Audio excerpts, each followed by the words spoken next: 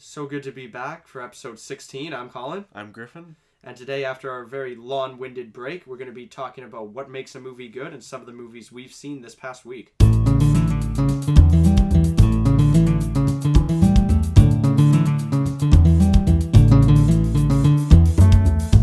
Hello and welcome back to gcpodantics, everybody. This is the beginning of season 2 with episode 16. Yeah, glad to be back. It's definitely been a while. Yeah.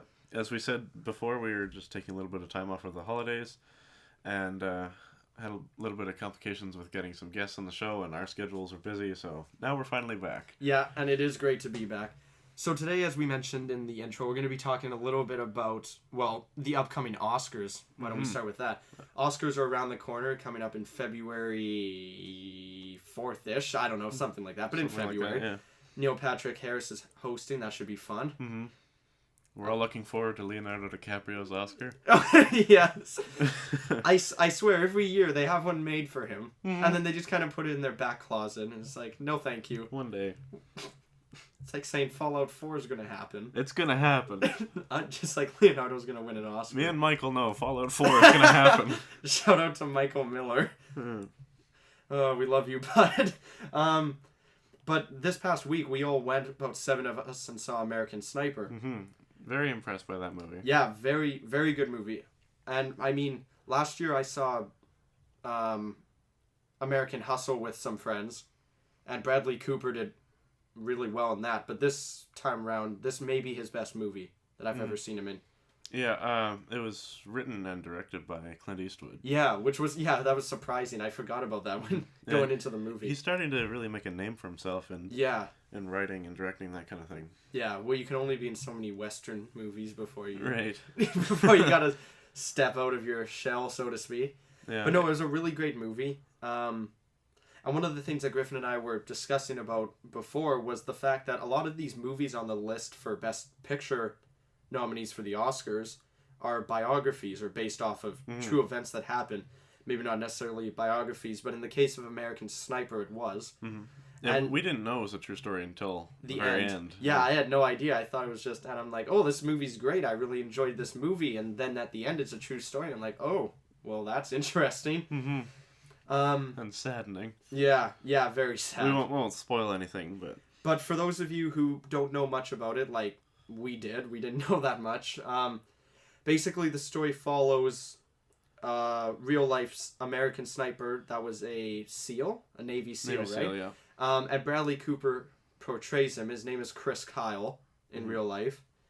And he passed away in 2013. But it follows his story and his rise from, well, basically cowboy stardom to becoming the most lethal sniper in American history, really. Mm-hmm. And yeah, it follows his training and follows the perils of what a sniper needs to do to get the job done. And it's just really portrayed well. Mm-hmm. It is. Yeah. And it's not really, I wouldn't go as far as to call it a war movie. I think it's more, if anything, it's more of like a psychological, almost a thriller kind of thing. More the psychological, social aspect. And not really troubles. Just thriller in the sense of how, like, I went into the movie, I'll be completely honest, I went into the movie wondering, like, how are they going to make a movie stimulating about a sniper? Yeah. I thought that because I'm thinking to myself, well, like, when I think of sniper, I'm thinking calm, collected, and I'm like, well, what are you gonna do? Accent his breathing so that it sounds like it's really intense? And I was definitely wrong. They managed to do stuff that I had no idea they could do with. Yeah.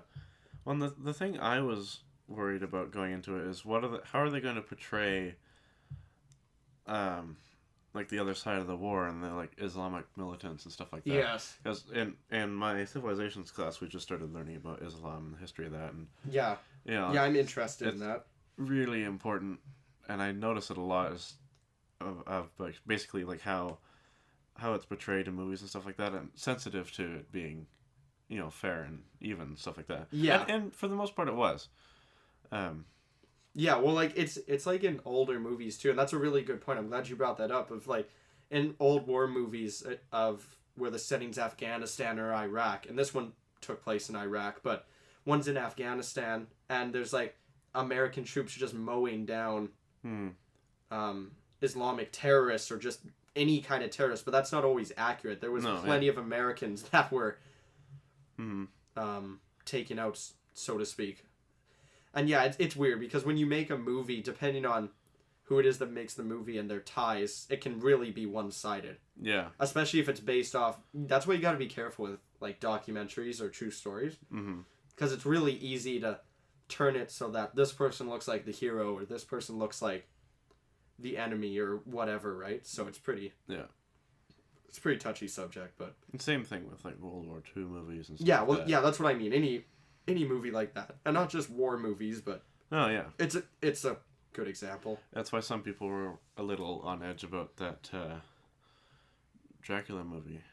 What was it Dracula called? Untold. Untold, yeah. Yeah. Because basically, I'm still disappointed. I wanted to see that. Yeah, but because basically the main villains in the story are Muslims, and the main character is Christian. Yeah. Oh yeah, yeah, and there's been that before too, where it's been. And I mean, it's one thing, if you're going to historically or try to historically recreate something, in terms of media, whether it be movie or TV or artwork or anything like that, it has to be somewhat accurate because you can't just throw people in. And like, if you're racist or if you're discriminatory, you can't just throw people in and just say, well, I don't really like this race. Let's put them in this story. Let's point fingers at them. Yeah. Turn the whole world against them overnight. So yeah, it's pretty tough, but it is, yeah. We got a little off track, but all in all, American Sniper, very good movie. It's up for Best Picture. Yeah, and thanks to our friend Ryan for inviting us all. And yeah, for sure, it was organizing great. It. Shout out to Ryan Marno. But no, it's and Riley for handling the tickets. Yes, yeah, that was nice of him. He had like 5 free coupons. Yeah, well, and we were lucky because he got there a little early and bought all the tickets, and then we were going to pay him back. But just a little after that, you saw some of our other friends there. Yeah. And they wanted to see American Sniper. Yeah, and they missed it by like 10 minutes. Yeah. Because we went to for those of you that are outside or may not know, we have a theater in Abbotsford, a fairly new one on High Street. And we went to is it AVX? Yeah. Yeah, it's AVX where you book your seats. And yeah, they just have nice reclining seats, really comfortable. They're just, it's great. And I think the screen is bigger, like Ryan was saying, than Colossus. It's sort of like an in-between from a normal theater to an IMAX. It's still not really close to IMAX in, what the theater's like, but... Also, the Colossus is still bigger, all in all. Yeah. But it's... Also, American Sniper just came out in Canada like a couple days ago. It's been out in the US for a little while. Yeah, it came out Thursday. Yeah. So, yeah, that's why it's still busy here. We just yeah. the movie. Yeah, it was packed, but... So, yeah, that's up. Bradley Cooper's up for a actor in a leading role award, however you say it. So, yeah. But one of the movies I saw yesterday, too, was one that I had high hopes for and definitely delivered, was The Imitation Game. I've really been waiting to see that. I love anything that Benedict Cumberbatch has been in. He's an amazing actor. As we determined in episode 10. Yes. Yeah, my undying love and adoration for... Anyways, yeah. It's not all about me. And, no, but he did a great job. And that, too, was based off a true story and almost a biography. Well, it was a biography of him portraying Alan Turing, who broke the Enigma code during World War II. Yeah, correct me if I'm wrong, but... Because I haven't seen the movie, but I think I've learned a little bit about the topic. In World War II, the Germans had a coding machine to code all their messages, and it took a while for the British to crack it. Yeah, and Alan Turing basically deciphered it, but basically his ideology was that you can't try to fight a machine with manpower, and you can't try to fight it with the human mind. You got to fight machine with machine. So he made his machine, Christopher, and created this machine that eventually broke down the code and deciphered it. But it was really interesting, and obviously we're not spoiling any movies here, but just the way that Benedict portrays him is just spot on. I did some research on him afterwards. Really interesting guy. They also talked about, too, how he was one of the key contributors, his ideologies to the computer, like because of what he started. Because he created like the first almost like self-running like technological advancement, right? So it was pretty interesting, but great movie. You guys should check it out. Keira Knightley was in it too, did a really great job. But it was just a really interesting story, and the ending to it is interesting as well. And Yeah, don't spoil anything. No. I still need to see this, so. But yeah, also up for Best Picture, and Benedict is up for an Oscar as well because he's Benedict, and everyone loves Benedict, including me. Yeah. He's great. I can't wait for more Sherlock episodes to come. Yeah, I know. It's so good. Are you caught up now? Yeah, I finally got through like the end of season 3. It's so good. One of my favorite shows, honestly. Yeah, it's really enjoyable. Yeah, it's like that and like Game of Thrones are just amazing. But yeah, Sherlock's great. Yeah. Plus, I watch it on Netflix, and I've gotten into more stuff on Netflix, like Marco Polo. I started watching. Is it good? I really want to check it out. I've seen the first episode and half of the second episode, and so far it's really good. I'm impressed. Yeah, they came out with the Musketeers too. Looks kind of interesting. Mm-hmm. But yeah, I want to watch Marco Polo. Yeah, Marco Polo's impressive. Apparently, they had a huge budget. Yeah, and it's a Netflix exclusive. You can only watch it there. Yeah. But yeah, so far I'd recommend that. I'm enjoying it. Yeah, that's cool. Yeah, I want to check that out. I think it's just the first season so far. There's 10 episodes, so. Mm-hmm. Yeah. No, I'm gonna have to check that out. But back to the Oscar nominees, we were checking out also before, and for the Best Picture nominees, I think there's like half of them are biographies or true stories, which is interesting because usually stuff for Best Picture is an original idea or an original, maybe a fantasy element, a more action-packed element, something like that. Yeah. I still can't believe they're coming out with Taken 3. I don't know how many Takens you need. I loved 1 and 2. If Liam Neeson's still alive, they're doing more Takens. Pretty much, I guess. Well, they might as well put him in Star Wars if he's still alive. He can come back from the dead. Qui-Gon Jinn's coming back. No. Please, he's so great. He's great, but... That hair. No. That hair, though. No references to Episode 1 of Star Wars. Please. But the hair, Griffin. Oh. I also love his hair. Almost as much as Benedict Cumberbatch. Oh, man. Oh. Qui-Gon Jinn is forever dead. He's not coming back. But, Griffin, you saw Interstellar, right? I did see Interstellar. Yeah, it's up for... I think it's up for... It may be up for Best Picture, but it's up for Best Original Score, music-wise. Yeah, Interstellar is a very impressive movie, I found it at least. Mm-hmm. As far as the score goes, they did all of the music for it on a pipe organ, which is really interesting. Yeah, it's interesting. It's different. It's Hans Zimmer who did that. And I saw it in IMAX, so with the pipe organ and the IMAX sound system, it almost rattles you in your seat. Yeah, that'd be cool. And it wasn't 3D, but they used the different filming formats for different transitions to types of scenes, which is really sort of smooth, and that subtle hint made a big difference. Yeah. Like, as far as, like, interior shots in a house or inside spaceship, whatever, would be, like, a standard format, and then these big spacescapes or outdoors would be the IMAX format. Okay, that's cool. So it kind of seems bigger, which is nice.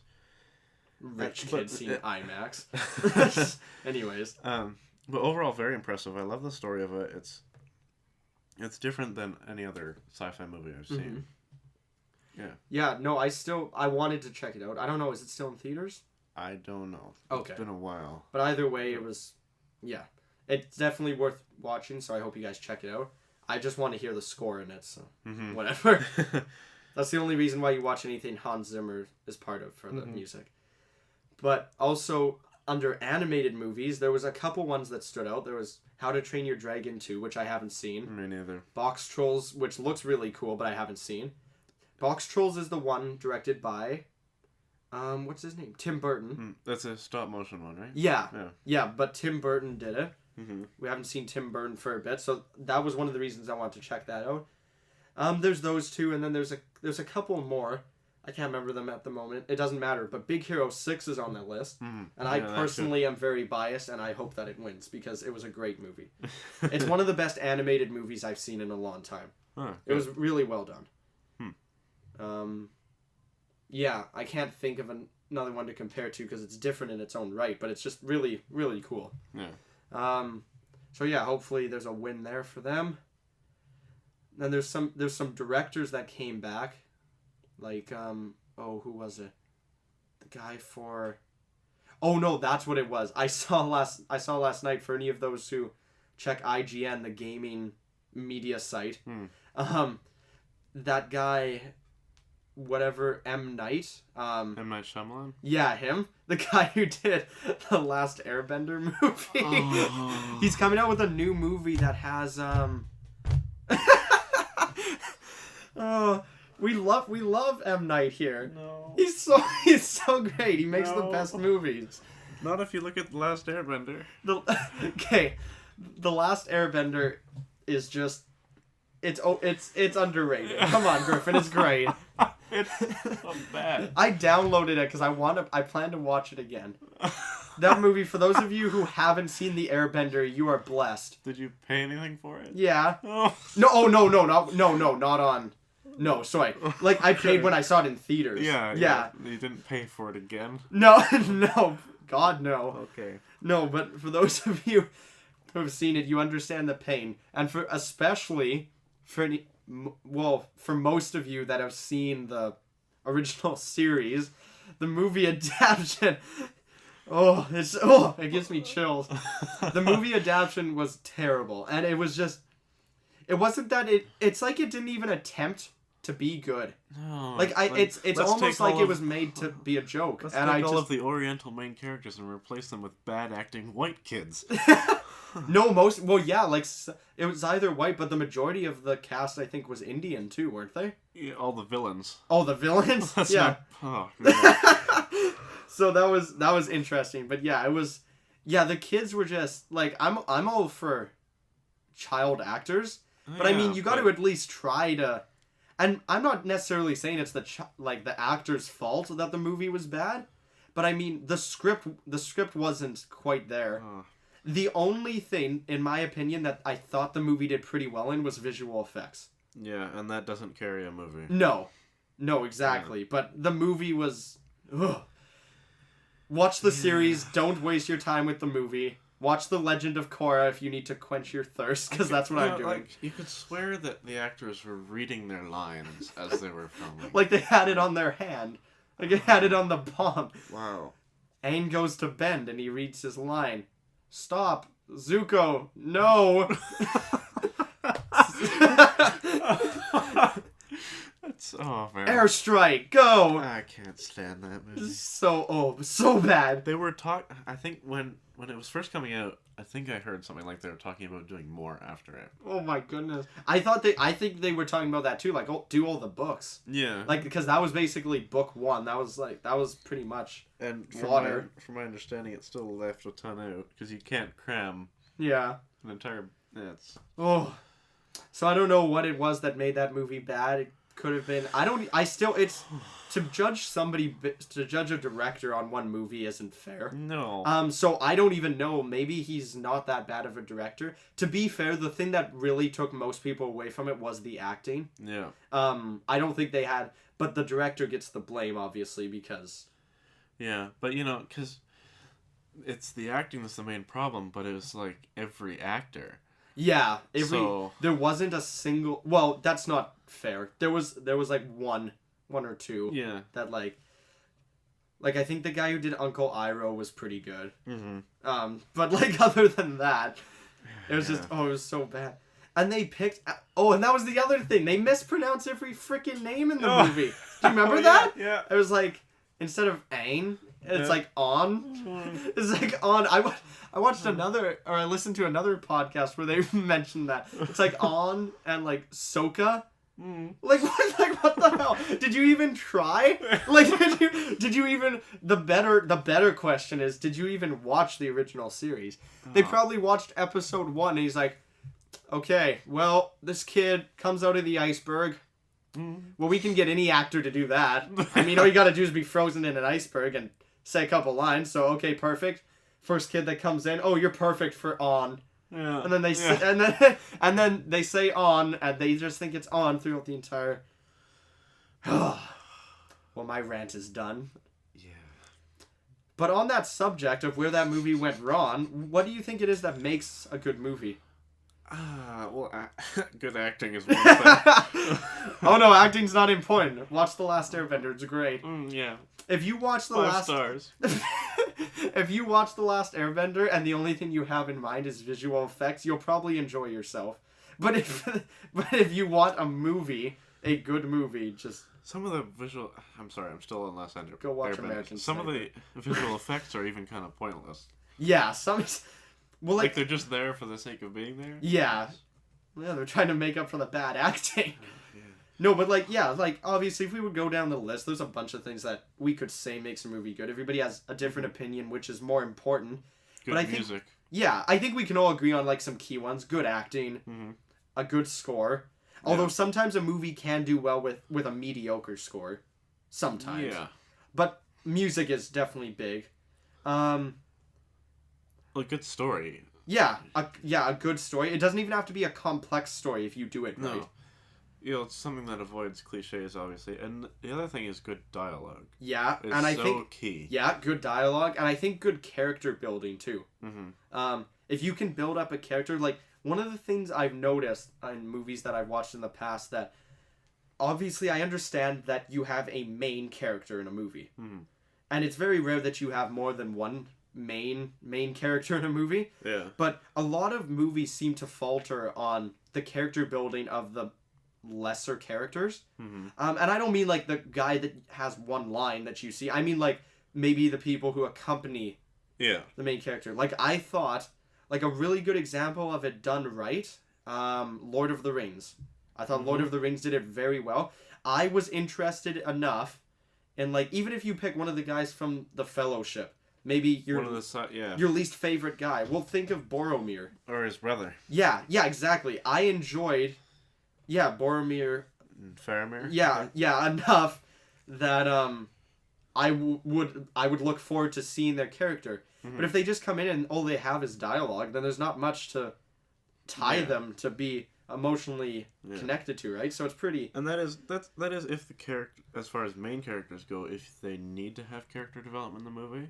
Yeah. Like if you look at that's what I was looking for, character development. The Avengers and all of the movies leading up to them, it's really quite smart the way they've done it, because they did all the individual movies for the main members of the Avengers, yes, right? Exactly. Where there's their character development, whatever. Yeah. And then in the Avengers, they don't need to have the character development because they're already there, and then they can focus on the story of that. Yeah, and that's an interesting way to do it too, because obviously not everybody has the luxury or necessarily the budget to do that, because really, those are all Marvel things that were done, and that's really good planning, but not everybody can do that. But yeah, I just think that you need good side character development to support, because really you can have a strong main character, but there's how many times, well, here's a good example, how many times have you heard somebody say, oh, that movie sucked, oh, but Bradley Cooper did a really good job in it. Well, that's great that the main character did a great job in their movie. Yeah. But you don't go to watch the main character, you go to watch a movie. Yeah. Right? So, I mean, I think that that's my personal opinion. I think that's where a lot of movies falter.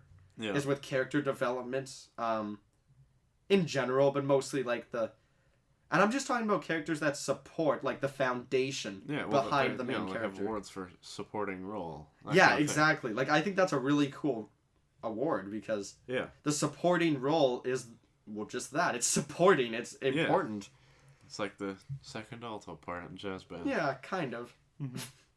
I prefer first. Yeah. Anyways. Yeah, I'm perfectly happy with first tenor. Yeah, but thanks for bringing that up.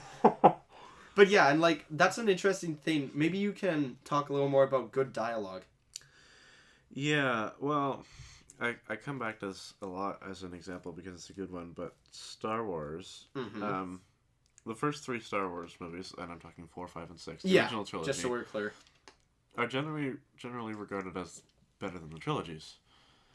Partly because, you know, they're a little bit better written, and most people think Episode 5 is the best, and I agree with that. It's my favorite. Yeah, I think that's ironically that's the one that there was more other people writing it than George Lucas, and I think he said before that 5 was his least favorite. But that's for another time. But yeah, so the first trilogy was good, but then they went back and do the prequels, and George Lucas kind of goes nuts doing all these crazy visual effects and whatever, and he forgets to write a good story, and he kind of sucks at writing dialogue anyway. Yeah. Yeah, well, there's some... Yeah, that's another thing, too. What makes a good movie, too, is making sure that you have specialists, in my opinion. Like, somebody who knows...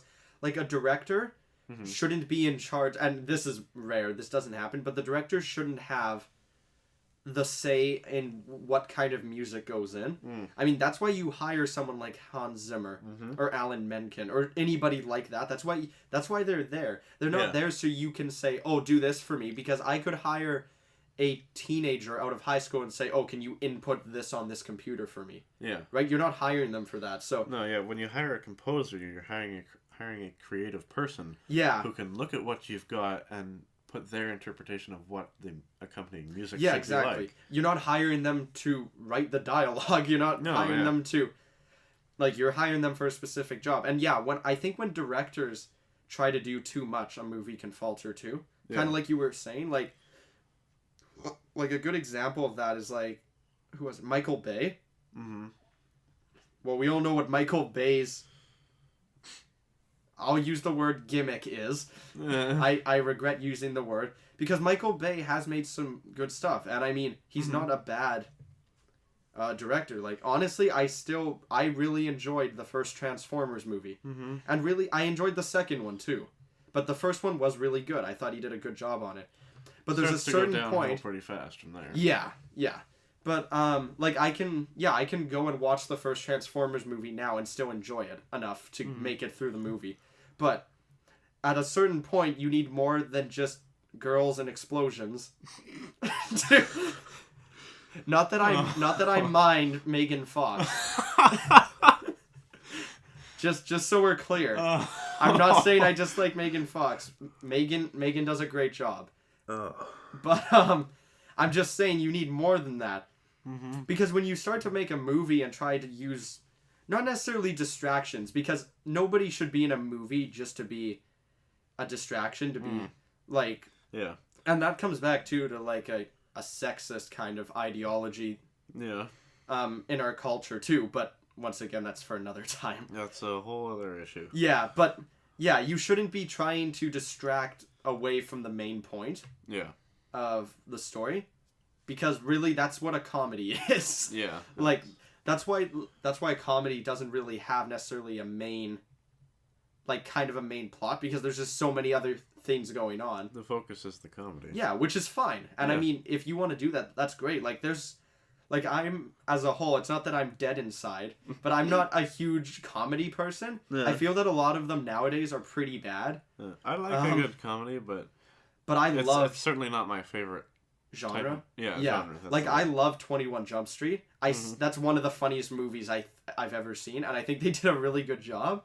Even 22 was really funny, but like, just like some of the other stuff, like that generic stuff, and no disrespect, but like, not Friends with Benefits, that was pretty funny, but like, just the comedies that you see all around, like well, even then like that typical comedy, The Interview, which we won't get into all the stuff that's happened with that. We don't have time for that either. No. And we don't want to get,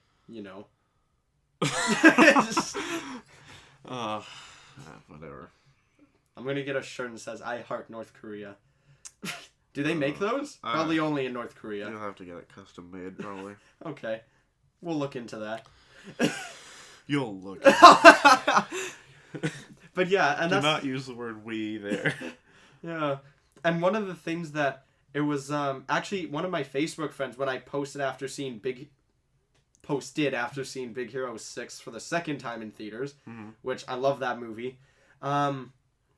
Talking about like the love story within the story, so to speak. That, in my opinion, I understand that movies should be based around some key stuff like that, like real emotions, love, anger, sadness. Because, well, that's action, how adventure, we connect to a story. But you have to admit at the same time that a love story can be taken away so quickly. Like, it's literally just, it can go off on its own world. And there are some movies where I enjoyed the love story that went on within them, because it was done well. Like, I'm not anti-love. I'm just saying I have to say, the stories that I enjoy, like the love story, and it's usually not the focus of the story. Well, yeah, that's what I mean. Because, and that was what I was getting at. The love story tries to, it's another distraction. And it tries to put itself above the plot. Yeah. Like if you're writing a romantic story where the center is all on love, that's fine because love is your plot. Yeah. But, and on the same vein of that, sometimes that's taken a little too crazy and too, I don't really know the word for it, but like sort of falsified. Yeah. But I'm just saying but then there's some things too, like I thought American Sniper did a good job of portraying it. Mm-hmm. I think it was just the right amount. I think it's accurate. Oh yeah. But like some movies where the object, like the stereotypical movie where the object is to save the world, guy saves the world and stuff like that. Yeah. Well, his focus probably isn't going to be on having a girlfriend while he's trying to save the world. Yeah. And I mean, like if the point of the story is saving the world, why should we have time for the love scene or whatever? Like it just doesn't. So, and I know that's a bit of a touchy subject, and like I said, I'm not against it. I think if it's done well, I just think it's overused to some extent. But it is important. You need to have some sort of emotional attachment to enjoy a movie. Yeah. Most movies, like once again, a comedy, you don't really have to necessarily feel attached to. Yeah. Because it's meant to laugh at. So the rules kind of go out the window in comedy. Yeah, comedy just kind of has its own set of rules. So. As seen with The Interview. Hey, they just do what they want. I respect that. Yeah. But yeah, so it's just it depends what you think makes a movie good, but that's just our opinions. So yeah, pretty biased, pretty one-sided, but you know that's us. That's us. One side of the spectrum. No, we're actually pretty nice. Well, yeah, you can be biased and nice. Yeah. I'll admit that we're still biased, but nice. Yeah, because the first thing that pops into our minds when we say, what makes a good movie is music. No, love. It's love. Okay, the love of music. No, just love. Action. Lots and lots of explosions. And Megan Fox. And Megan Fox. I would direct that movie. Like, why? Why would you not? Why would you not be on board with that? Explosions and Megan Fox. So our discussion topic for this week is, what, in your opinion, is the most important aspect of a movie? Let us know what you think in the comments on YouTube. And email us. Because the only emails we get are freaking Google+. Yeah, and I think there was a problem on the website. If you tried to click the little email link on our website, it might not have actually worked. So that's fixed if you try to do that. Oh, okay. So if you click the little email icon on our website, gcpodantics.com, that'll open up an email to send to us, or you can... Wait, you're telling me we could have got an email from Taylor Swift this entire time? Probably not. Well, that's depressing. Or email us at gcpodantics@gmail.com. Hashtag Swifties for life. Yeah. On that note, I'm Colin. I'm Griffin. This has been GC Antics episode 16.